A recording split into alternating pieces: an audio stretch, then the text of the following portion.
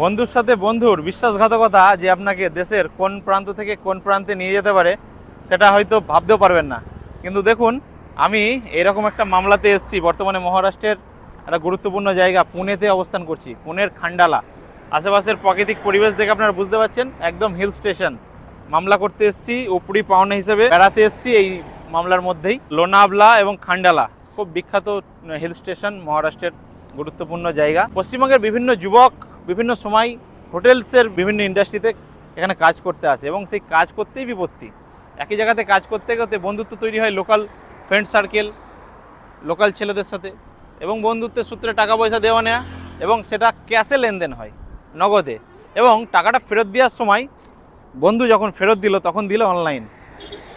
এইটা করতে কি বিপত্তি।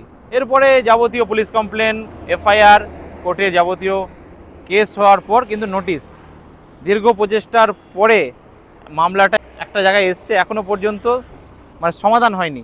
আমরা তারই মধ্যে এই জায়গায় ঘুরছি উপরি পাওনা হিসেবে, এবং আপনাদের সুন্দর জায়গা থেকে এই ভিডিওটা আপনাদেরকে উপহার দেওয়ার চেষ্টা করছি। তো লেনদেন, ক্যাশ লেনদেন হোক বা অনলাইন লেনদেন হোক, সবসময় চেষ্টা করবেন যার সাথেই লেনদেন করুন, ধার দিন বা কোনো কিছু দিন, এভিডেন্স অন্তত রাখার চেষ্টা করবেন। নাহলে আদালত, পুলিশ বা যে কেউ, আমিও যদি আপনার কথা বিশ্বাস করে নিই, তাহলে আদালত বা পুলিশ কিন্তু আপনার কথা বিশ্বাস করবে না।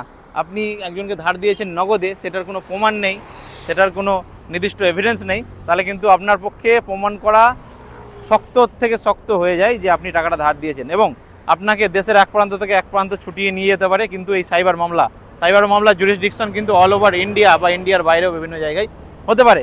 তো এই জিনিসগুলো খেয়াল রেখে আপনারা লেনদেন, টাকা পয়সা দেওয়া নেওয়া, যা করবেন, বন্ধুত্ব রাখতে হবে, বন্ধুদের সাথে টাকা পয়সার লেনদেনও করতে হবে, কিন্তু একটু ভেবেচিন্তে।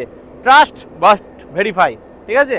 ভরসা করুন কিন্তু যাকে তাকে নয়, বিশ্বাস করুন কিন্তু এই যে যাচাই পদ্ধতি আপনাকে করতে হবে, এবং সমস্ত কিছু যা দিনকাল পড়েছে সমস্ত কিছু ডকুমেন্টারি এভিডেন্স, লিখিত প্রমাণপত্র রেখেই তবেই কিন্তু এই লেনদেনগুলো করার চেষ্টা করুন। না হলে সেই টাকাটা যদি 1 থেকে 1 লাখ, 1 কোটি যেই অ্যামাউন্টই হোক না, কিন্তু আপনাকে দৌড়াদৌড়ি সাইবার মামলা হয়ে গেলে প্রমাণ করা আপনার পক্ষে প্রচণ্ড টাফ হয়ে যায়। তো খেয়াল রাখুন এইসব বিষয়গুলো। এই বিষয়গুলো খেয়াল রাখলে তবেই আপনি সুস্থ থাকতে পারবেন, আপনার মানসিক পরিস্থিতি ঠিক থাকবে এবং আপনার আর্থিক সচ্ছলতা থাকবে, স্বাভাবিক জীবন থাকবে।